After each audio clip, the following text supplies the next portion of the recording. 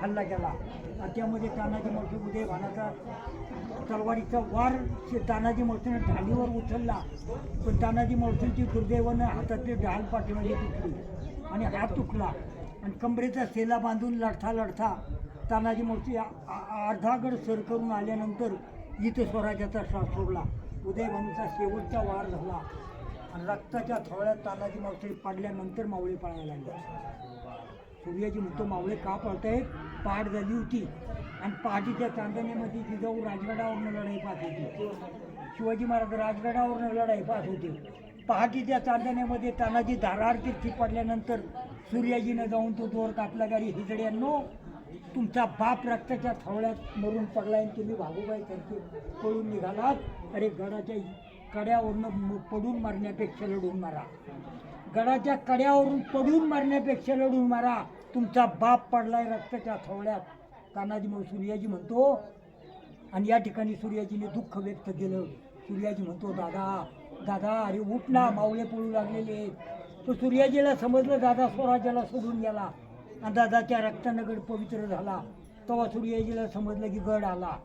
पण सूर्याजीने जाऊन कल्याण दरवाजा उघडला आणि शेलार मामानं सगळं सैन्य आत कल्याण दरवाजा उघडलं. शेलार मामानं गड लढवला आणि गनिमी कावा केला. आणि शेलार मामानं उदयभानूला ठार मारला आणि गड मग स्वराज्यात आला. स्वराज्याचा भगवा फडकवला बाल्य किल्ल्याला. शत्रूचा ध्वज खाली गेला आणि जिजामातेला राजगडाला आनंद झाला आणि स्वराज्याचा आपला हिंदू सण साजरा केला. त्यालाच आपण होळीचा सण म्हणतो. तो होळीचा सण साजरा केला आणि जिजाबाईंना आनंद झाला. आणि जिजाऊनं म्हटलं गेलं बाळ शिवराजे तुम्ही जाऊ शकता आता माझ्या लाडक्या कोंढाण्याला. माझा कोंढाणा किल्ला सर झाला.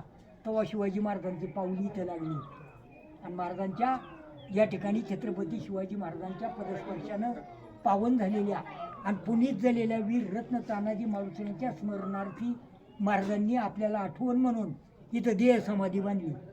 आणि प्रेत नेलं. अग्नी देताना प्रेत घेऊन गेले 1670ला.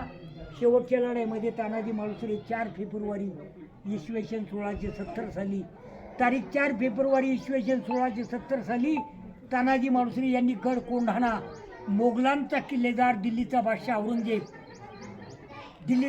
औरंगजेब आणि औरंगजेबाचा लढाऊ किल्लेदार उदयभान राठोड यांच्यापासून तानाजी मालुसरेने गडाच्या पश्चिमेच्या बाजूनं यशवंत घोरपडे बंधूपासून द्रोणागिरीचा कडा चढून छापा घालून आणि उदयभानास ठार मारून तानाजी मालुसरेंनी प्राण अर्पण केले गेले. त्यांच्या अद्भुत पराक्रमाची स्मारकशिला म्हणून महाराजांनी आपल्याला 400 वर्षापूर्वी तानाजी मालुसरेंची देह समाधी इथं बांधली आणि अग्नी देताना पालखी सजून प्रेत इथं भरलं. 80 वर्षाच्या शेलार मामाने उदयभानूला ठार मारला आणि तानाजी मालुसरेंच्या रक्तानं गड पवित्र झाला आणि स्वराज्याचा भगवा फडकवला. तो जिजाबाईंना राजगडाला तो भगवा दिसला. राजगडावरनं जिजाऊनं म्हटलं गेलं बाळ शिवराजे पहा माझा लाडका कोंढाणा सर झाला, तुम्ही जाताय आता गडाला.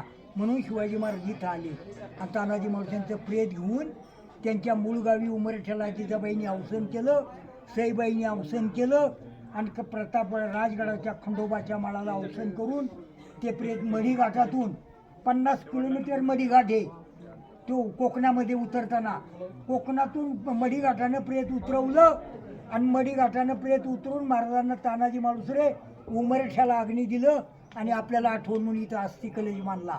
ही श्रींची इच्छा की गड आला पण शिव गेला म्हणून इथं आठवण म्हणून तानाजी मालुसरेंची स्मृती समाधी बांधली.